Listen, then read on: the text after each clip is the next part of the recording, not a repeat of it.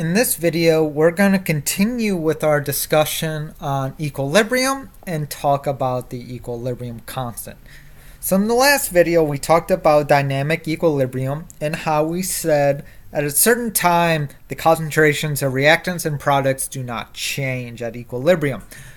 Well, we can actually look and compare the concentrations of the reactants and the products, and that relationship is called the law of mass action. So let's take a look at this. So let's say we have an equation. Chemical A plus B go to chemical C plus D. Remember, these double arrows are saying that this reaction is reversible. The big letters are any chemical, and our lowercase letters are our stoichiometric coefficients, telling us how many molecules or how many moles of reactions. And we can compare these concentrations at equilibrium, and that is called K when we do this comparison. It's our equilibrium constant, and K is unitless.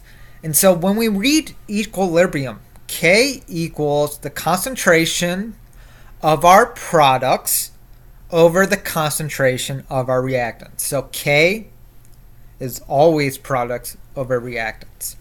And our concentrations, we raise them to the power of our coefficients.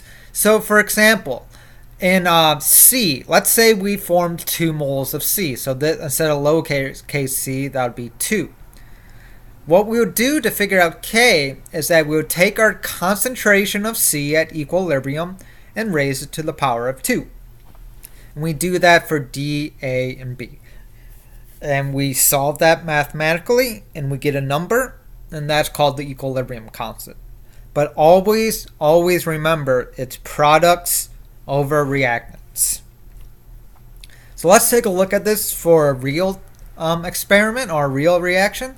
We have 2 moles of N2O5 going to 4 moles of NO2 plus 1 mole of O2. And what would be the equation for the equilibrium constant? Well, it's always products over reactants.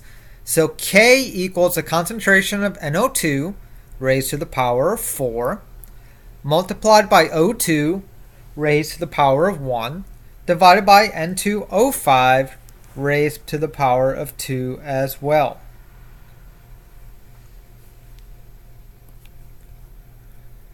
And what does the value of K or KEQ actually mean? So KEQ is the same thing as K. The EQ just means equilibrium. A lot of people will write KEQ because there's a lot of K's in chemistry. So if our K is greater than 1, that means our numerator is bigger than our denominator, right? And so since our numerator is bigger than our denominator and it's products over reactants, equilibrium favors products. We have a bigger concentration of products than reactants. While if K is less than 1, our denominator is bigger than our numerator. Our denominator is our reactants. We have a higher concentration of reactants than products, so equilibrium favors reactants now. And so we can take a look at this pictorially as well. So we have H2 plus Br goes to 2 HBr. Here's our K expression. If we look at the picture, we have many more molecules of HBr than we do H2 or Br. So K would have a bigger numerator, which would be a bigger number. While for a small equilibrium constant, so N2 plus O2 goes to 2NO, we have more N2 and O2 than NO in our picture. Our denominator is bigger than our numerator, so we get a small K value. And let's look at the relationship of K in different chemical equations. So let's say you've solved a value of K for the reaction going reactants to products. And let's imagine you want to figure out what the K of that reverse reaction is. That is, what is the equilibrium constant going from products to reactants?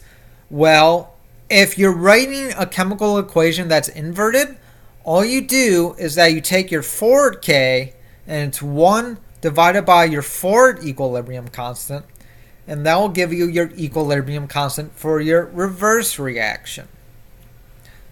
Now let's say in your reaction you multiplied everything by 2. So your stoichiometric coefficients are all multiplied by 2. What is your new equilibrium constant?